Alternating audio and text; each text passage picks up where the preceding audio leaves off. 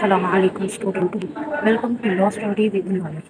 آج کا جو ہمارا کیس ہے، آج ہم جس کیس کے بارے میں بات کریں گے وہ ہے لینڈ مارک کیس، ٹھیک ہے۔ Reparation for injuries I C J mean that International Court of Justice 1949۔ اگر ہم اس کا بیک گراؤنڈ دیکھیں تو یہ کیس اس وقت سامنے ہے جب فلسطین نے 1948 میں نیگوشیٹر کاؤنٹ برنروت جو تھا وہ اپنی ڈیوٹی کر رہا تھا فلسطین میں، ٹھیک ہے، اس کو قتل کر دیا گیا۔ اب سوال یہ اٹھا کہ ریپریشن کا جو ہے کمپنسیشن، جو اس کو انجری دی گئی ہے، اس کمپنسیشن کا کلیم کون کرے گا؟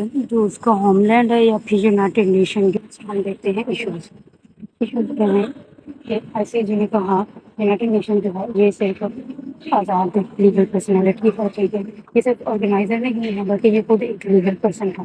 کوشچن تھے کہ کیا یونائٹیڈ نیشن جو ہے وہ لیگل پرسنالٹی ہے؟ آئی سی جی نے اس کا جواب یہ دیا کہ جی ہاں، یہ اور صرف آرگنائزر نہیں، یہ آزاد لیگل پرسنالٹی ہے، ٹھیک ہے۔ دوسرا یہ تھا کہ وہ اپنے ریپریشن جو ہے وہ ریپرزینٹیٹیوز کا کلیم کر سکتی ہے۔ یونائٹیڈ نیشن جو ہے وہ اپنے آفیشلس کی ڈیتھ اور انجری یا یہ مطلب ڈائریکٹلی جو ہے اسٹیٹ سے کمپنسیشن کلیم کر سکتی ہے۔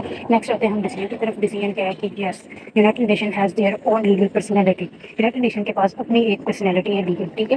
اور دوسرا یہ ہے کہ United Nation can reparation for injuries of agents and their families. مطلب یہ ہے کہ وہ کلیم کر سکتی ہے اپنے ایجنٹس کے لیے اور ان کی فیملیز کو جو بھی انجریز آئی ہوں اس کے لیے کمپنسیشن کلیم کر سکتی ہے۔ ہم دیکھتے ہیں کہ اس کیس کی مطلب اس ڈیسیژن کی امپورٹنس کیا ہے۔ یہ کہ جو کورٹ ہے نا، اس نے ڈاکٹرائن آف کورٹ پاورز دی ہیں، ٹھیک ہے، ریکوگنائزیشن کے لیے، اور یونائٹیڈ نیشن جو ہے وہ ایمز اور آبجیکٹو کے لیے ضروری پاورز رکھتا ہے، ٹھیک ہے، ایمز کو اچیو کرنے کے لیے۔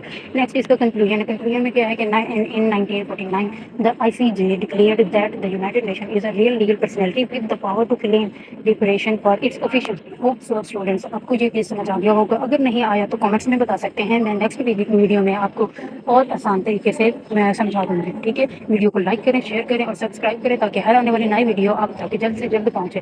شکریہ۔